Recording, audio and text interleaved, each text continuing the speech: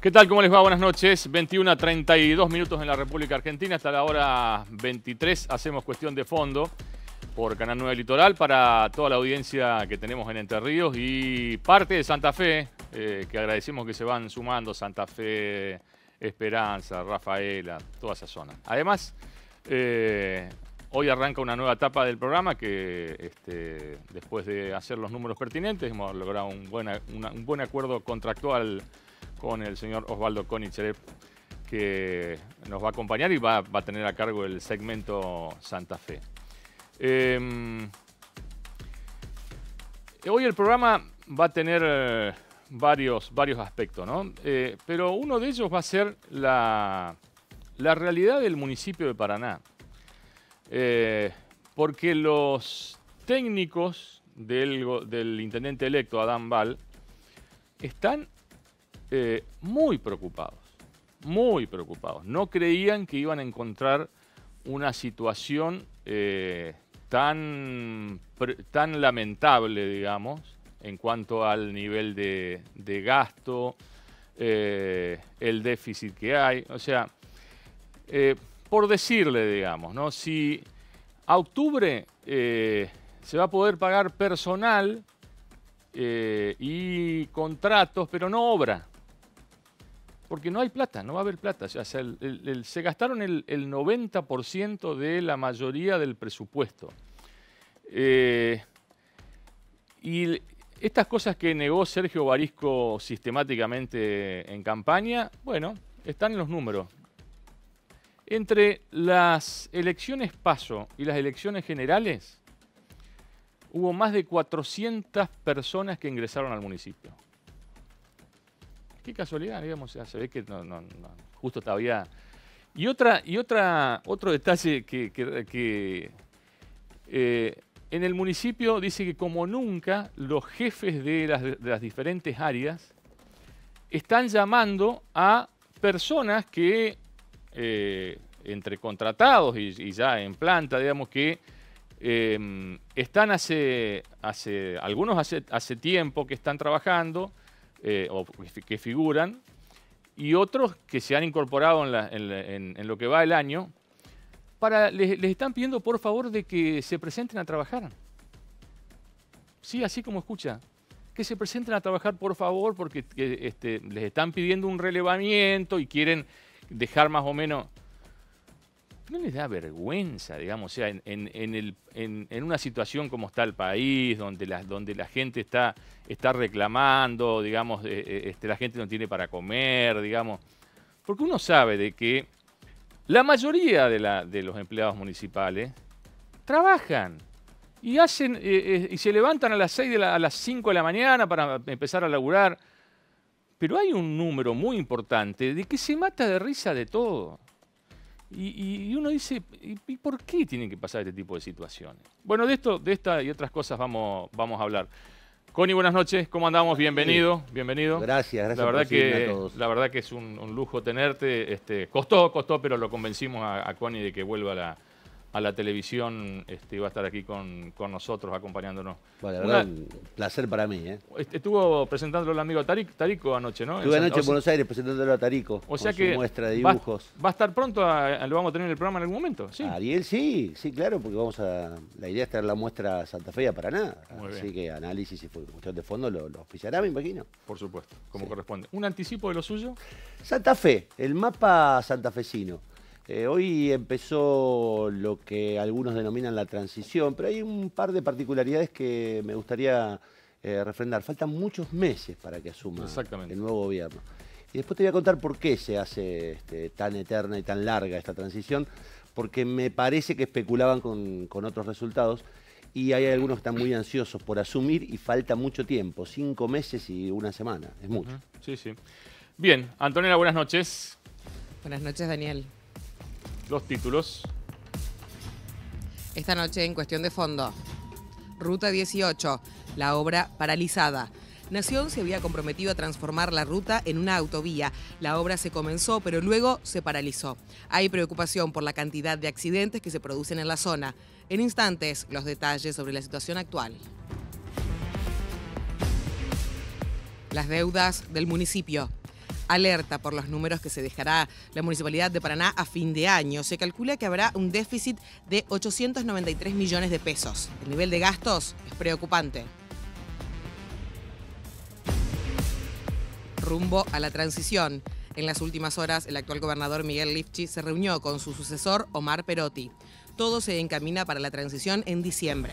Hoy, en Cuestión de Fondo, los detalles del encuentro y qué pasa con el esquema de poder en la provincia de Santa Fe. La promesa del nuevo sistema de estacionamiento. En 2017, el municipio de Paraná anunció un nuevo sistema de estacionamiento medido. Se dejaría de usar el viejo sistema de tarjetas para pasar a un sistema electrónico a través del celular. También se había prometido la conformación de una cooperativa de tarjeteros. Hasta el momento, nada ocurrió. Bien, ¿cómo andan los chicos? ¿Bien? Bien. Buenas noches, Daniel. Muy bien. Juan, Buenas ¿todo noches, bien? todo tranquilo. Bueno, ¿lo suyo cómo anduvo sobre la ruta 18? ¿Bien? Complejo. ¿Mm? Complejo conseguir información. Sí, sí. Qué raro, ¿no? Bien, ¿y si la gente se quiere comunicar con nosotros, Anto? Durante el programa pueden encontrarnos en las redes sociales. En Facebook somos Cuestión de Fondo. En Instagram, @Cuestión de Fondo con un 2 al final. Y en Twitter, @Cuestión de Fondo 2. Nuestro WhatsApp, 3435-057-153. Y le insistimos a la gente, la mayoría de los trabajos periodísticos que vamos exponiendo a lo largo de nuestros programas, la mayoría han sido planteos de la gente. No deje de estar en contacto porque vamos cumpliendo paso a paso con cada uno de los temas. Como este que va a desarrollar a partir de ahora Ayelén. Bueno, hablábamos de la Ruta Nacional 18. Es una ruta que cruza toda la provincia de oeste a este con 227 kilómetros en toda su traza. Mirándola desde Paraná, inicia en el acceso a San Benito y llega hasta la ciudad de Concordia.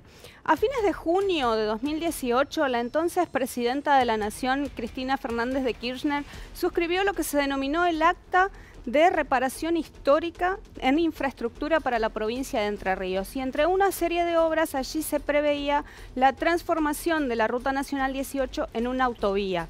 La licitación finalmente se anunció 2 años después en Concordia, en 2010, y se anunció en su totalidad el presupuesto de 1.750 millones de pesos estarían a cargo de la Dirección Nacional de Vialidad. La obra se dividió en 4 tramos, de los cuales se avanzaron poco y nada. Los tramos que mayor avance tuvieron fueron el más cercano a Paraná, el tramo 1, y el más cercano a Concordia, el tramo 4, conocido como las cabeceras. El resto de la obra, los tramos 2 y 3, avanzaron, pero con mucha mayor lentitud. Finalmente, en 2015, con el cambio de gobierno, todo cambió y la paralización se hizo más evidente. En 2017 ya el jefe de gabinete, Marcos Peña, en su informe en la Cámara de Diputados de la Nación, dijo que la obra no era una prioridad, o sea, la transformación en autovía no era una prioridad para el gobierno nacional. ¿Qué es lo que pasa hoy? La posibilidad de tener datos concretos respecto de cómo está la obra o lo que se está ejecutando en la traza de la Ruta Nacional 18 es todo un misterio. Debería ser algo más sencillo, teniendo en cuenta que es información pública. Pero ¿qué pasa? En la página de la Dirección Nacional de Vialidad no existe en la sección de licitaciones la obra de la autovía de la Ruta Nacional 18. Estuvimos dialogando con 2 senadores que han presentado gran cantidad de proyectos preocupados por la situación de la obra. Se tratan del senador provincial Lucas Larrarte de San Salvador y el senador Mario Torres de Villaguay. Ellos nos cuentan cuál es el estado de situación, cómo viven en sus localidades este problema con la Ruta Nacional y después vamos a ahondar en esta situación por la falta de información respecto de la obra. El derrotero de la obra empezó a ejecutarse con un ritmo que no era elogiable, era más bien lento. En el periodo que va desde 2011 hasta 2015 avanzó aproximadamente un 45% en su ejecución.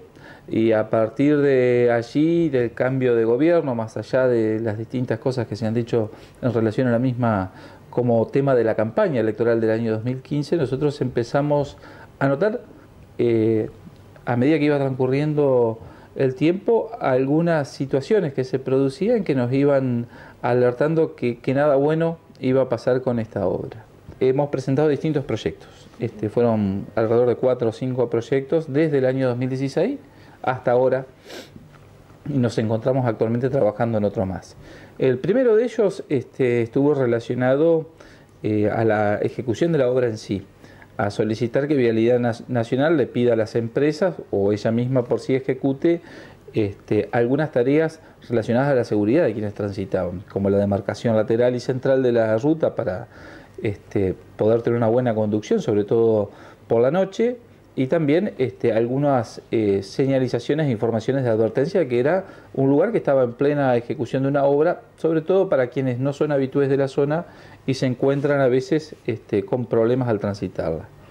Posteriormente, en el año 2017, ahí presentamos otro proyecto, fue alrededor del mes de octubre, luego de que el jefe de gabinete, Marcos Peña, en una sesión informativa de la Cámara de Diputados, dijera que esta no era una obra prioritaria, que la finalización de la autovía no era una prioridad para el gobierno nacional.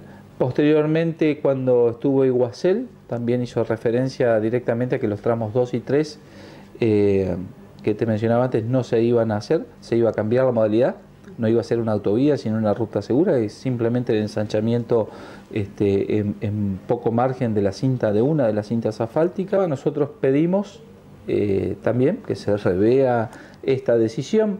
Los tramos 2 y 3 son más que importantes, uno de los más altamente transitados de la Ruta 14. Está el departamento más involucrado ahí es el departamento de Villaguay. Esto lo puede explicar con mayor precisión el senador Torres.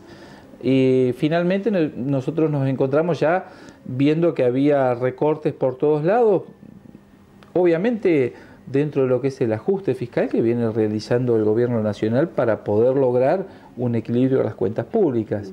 Lamentablemente vamos viendo que todo tiende a la paralización. En los últimos días, en los primeros días del mes de junio, se acercaron algunos trabajadores que estaban en el obrador allá de nuestro departamento manifestando su preocupación porque desde la empresa se les había dicho de que se iba el obrador, de hecho se fue, y que era muy probable que se queden sin su fuente de trabajo.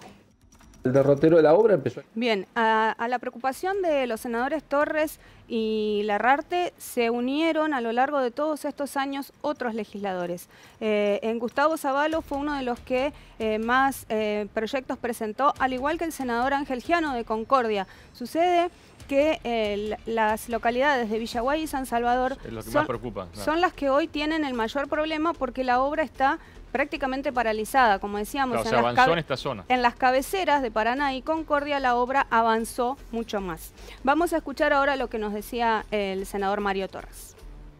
Hay lugares que se ha hecho el 45, o sea, entre el 45% más o menos en el año 16, 17, hasta el 70 y pico, que era la parte que está más adelantada, que es llegando a la Ruta 14, ¿no es cierto?, entre General Campos y la Ruta 14.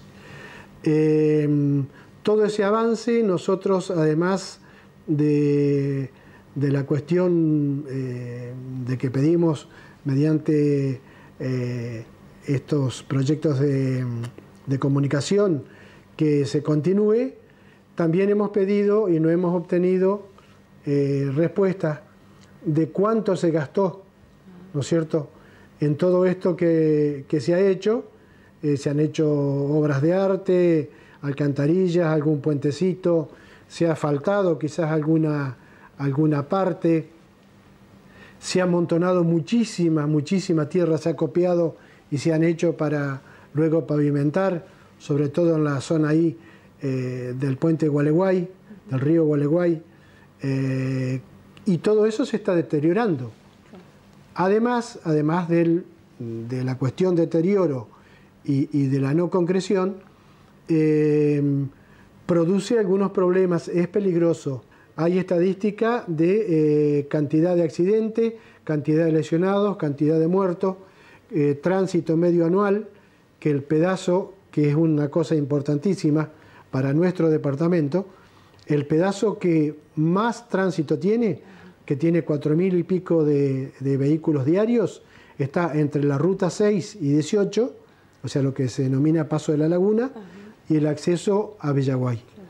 Ese es el tramo de toda la ruta 18 que tiene más tránsito. Sobre la ruta hay varias escuelas, hay salas de salud, hay concentraciones urbanas, o sea que el peligro, por ejemplo, en Paso de la Laguna, de cruzar de donde está el pueblo hacia la escuela que está del otro lado de la ruta, es un peligro enorme, ¿no es cierto?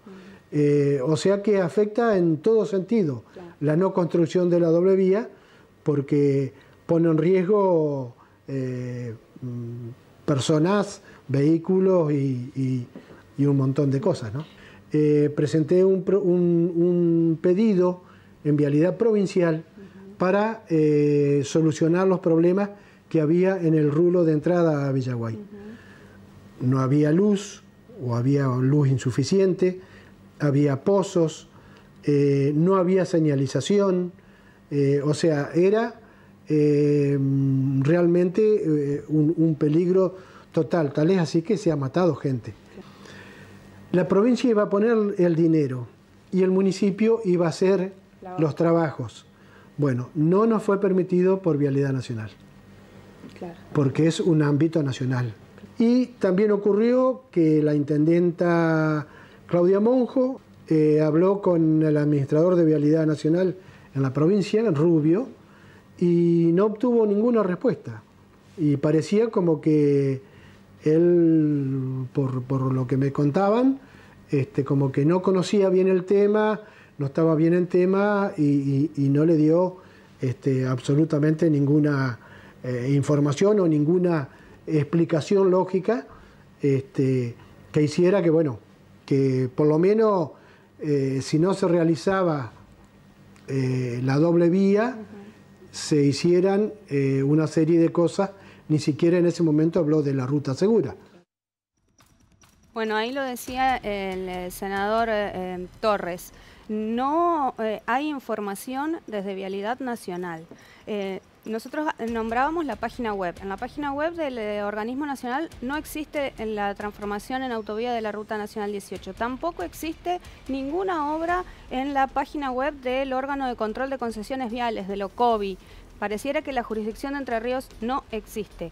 Y a su vez estuvimos en contacto con Julián Rubio, quien es el actual jefe de distrito de Vialidad Nacional en la provincia de Entre Ríos.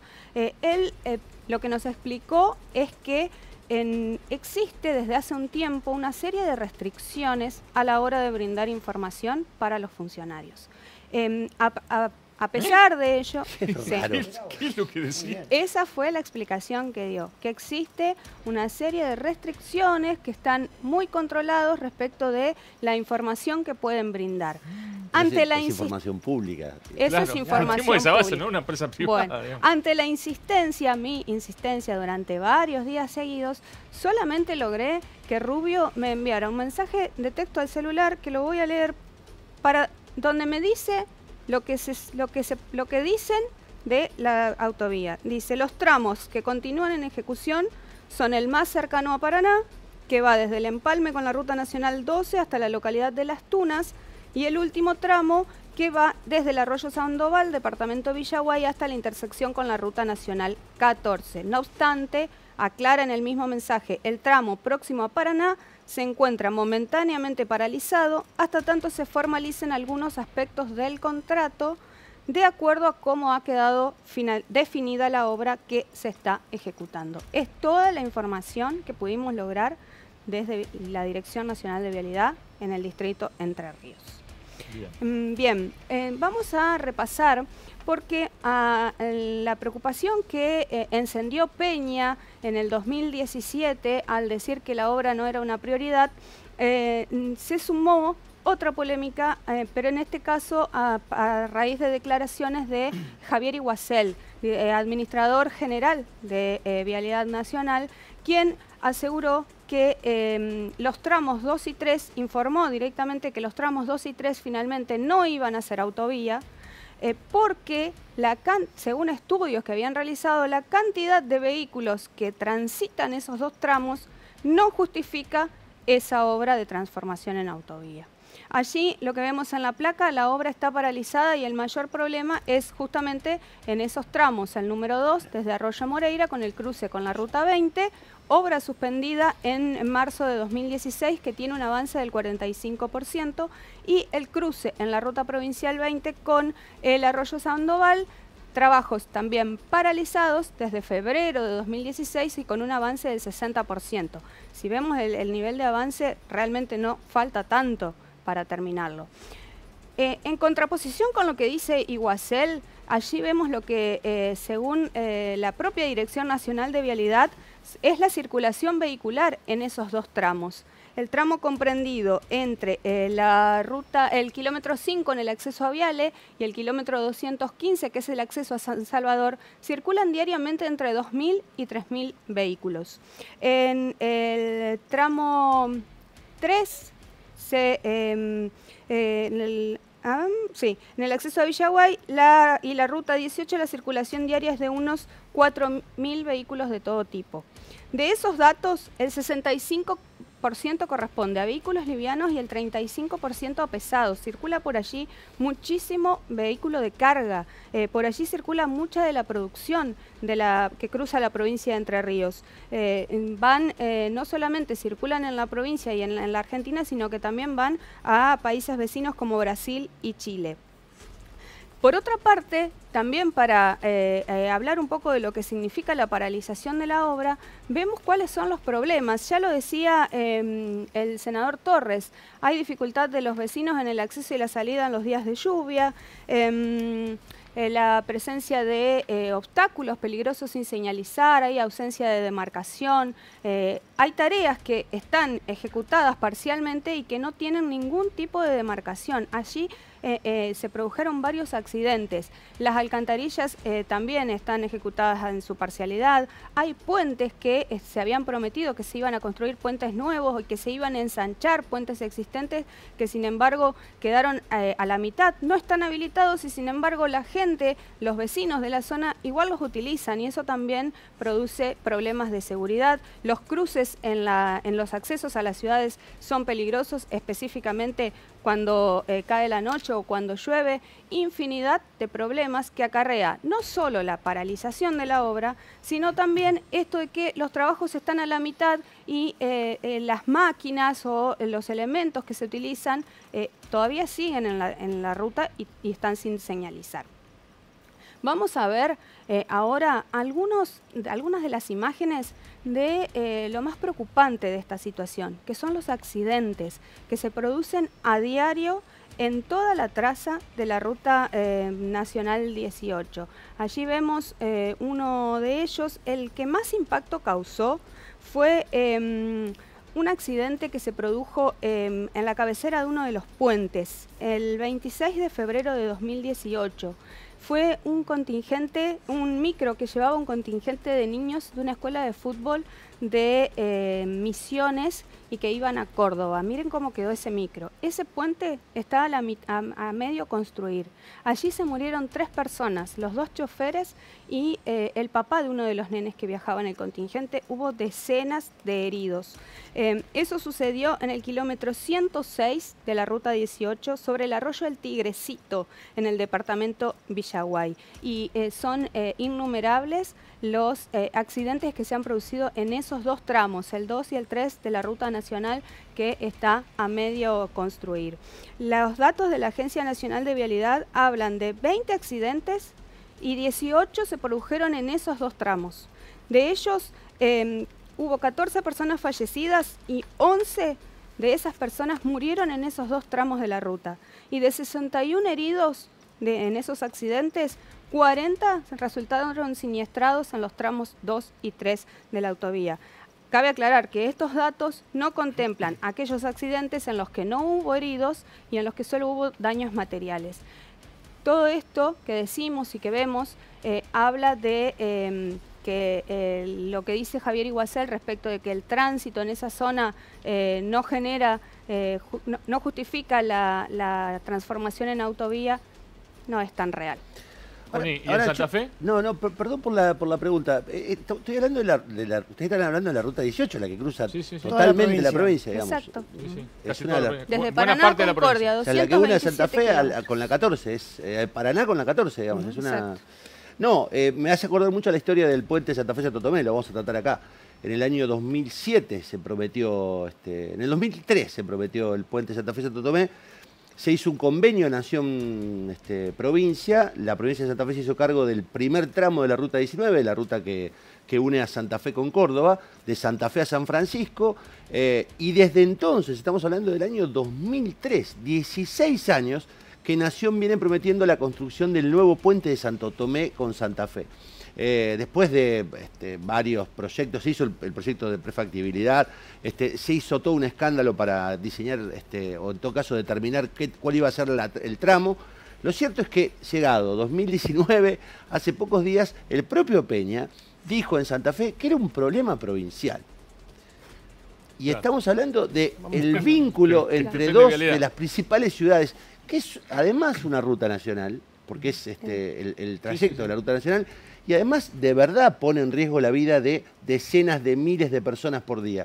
A mí me llama mucho la atención esto de que los funcionarios nacionales digan que no son como si de verdad no fuésemos partes del territorio, ¿no? Acá acota un televidente, dice: el año pasado, justamente para el aniversario de Viales, se suspendieron los festejos por el 6 de julio por la pérdida de 2 vidas en 3 accidentes. Exactamente, va a ser un año.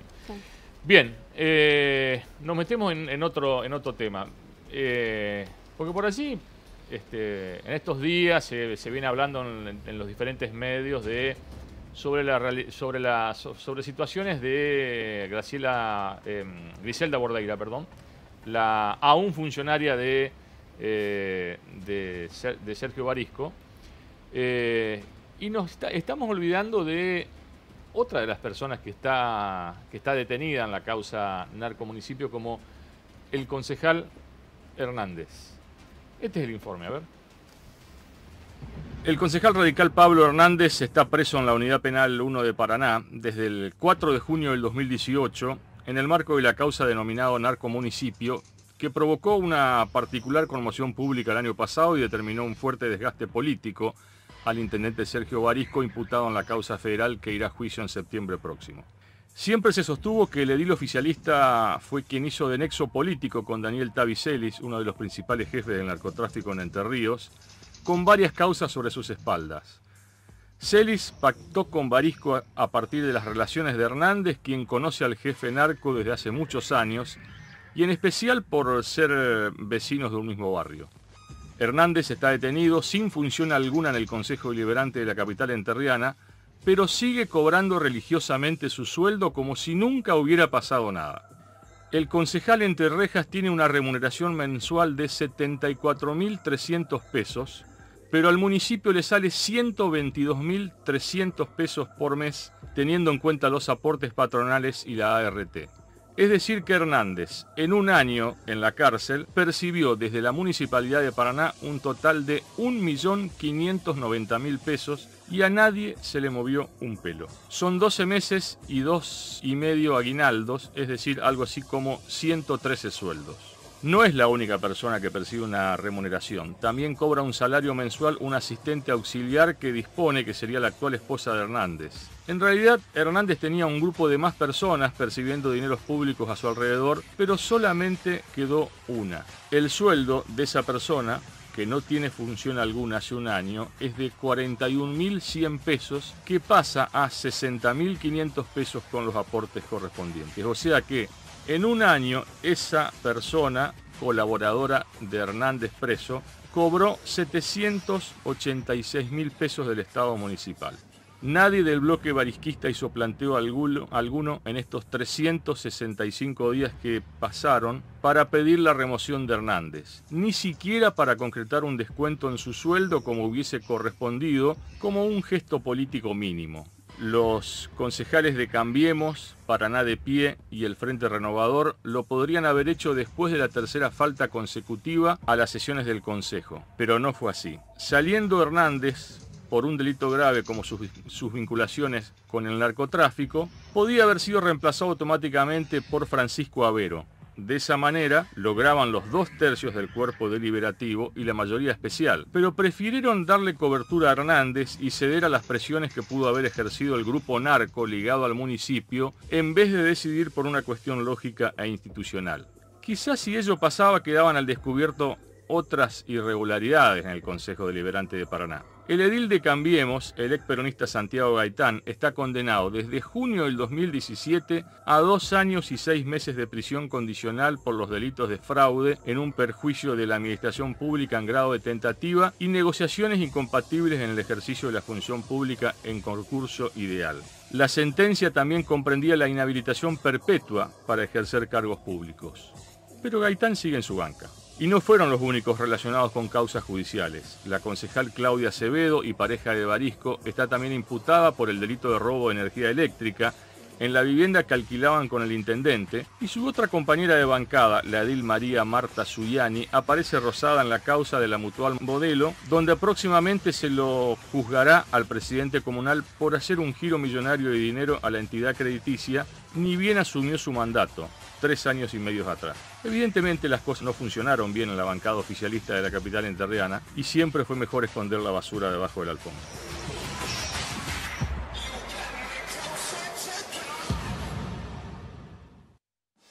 Bueno, un palo 600 más lo otro, una plata, digamos, ¿no? Una plata. Sin hacer nada, digamos. Recordemos Una que licencia. Hernández había propuesto enviar proyectos desde la cárcel y dijeron, no, ya es mucho, ya es demasiado. Disculpame, estoy un poco asombrado. Es concejal en la cárcel. Es concejal en la No cárcel. fue suspendido. No, para O sea, nada. sigue no. cobrando el sueldo. Así es. Te están cuidando la banca. La banca está vacía. La banca está vacía, le pasan el plumero nada más, el trapito. No hay digamos, salida un transitoria, trapito. nada. Está bien. Es Netflix. Es Netflix, yo te dije, es una serie de Netflix. Hace rato es Netflix. Primera pausa, ya volvemos.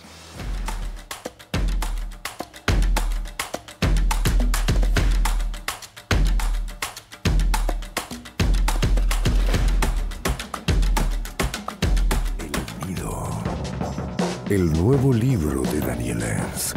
Poder, justicia y corrupción en Entre Ríos en los últimos años. El Nido. En librerías y kioscos de Entre Ríos y Santa Fe.